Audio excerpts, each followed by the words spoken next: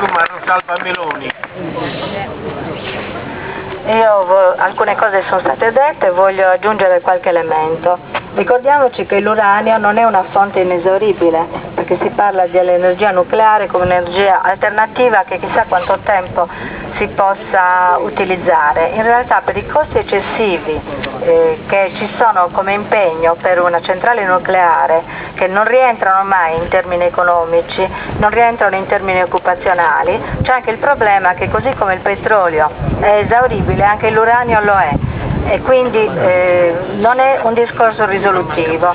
Vado per flash, voglio dire, io non sono d'accordo, né noi come Social Forum siamo d'accordo sull'inquinamento della terra, l'inquinamento della Sardegna, così come l'inquinamento dell'Italia. L'inquinamento della Sardegna è particolarmente rilevante, in quanto sappiamo tutti quanto la nostra terra è stata danneggiata dalle industrie chimiche, quindi attenzione a inneggiare al chimico, perché il chimico ci ha danneggiato, non c'è il coraggio di parlare di riconversione, bisogna svegliarsi da questa dipendenza costante dal punto di vista economico. C'è bisogno di una riconversione nel chimico, anche perché il chimico è legato ad altri tipi di interessi, a interessi esterni che vengono in Sardegna solo per sfruttare finché conviene quelle che sono le sovvenzioni statali, dopodiché non c'è produttività, così come non c'è reale produttività nel discorso dell'utilizzo del carbone, anche se può essere impopolare nei confronti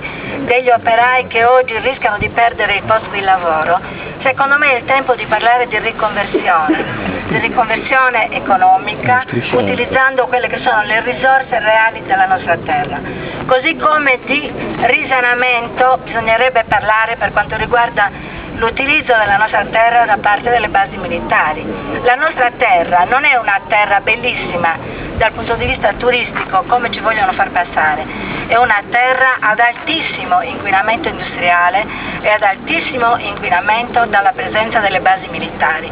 Sapete tutti che un riconoscimento indiretto di questo inquinamento è stato dato nel momento in cui viene dato un riconoscimento economico anche ai civili che gravitano intorno alle zone militari. Quindi secondo me una lotta vincente può essere quella di lottare contro questo tipo di sfruttamento, per cui ci mandano tutta la merdaccia in Sardegna, vogliono continuare a mandarcela.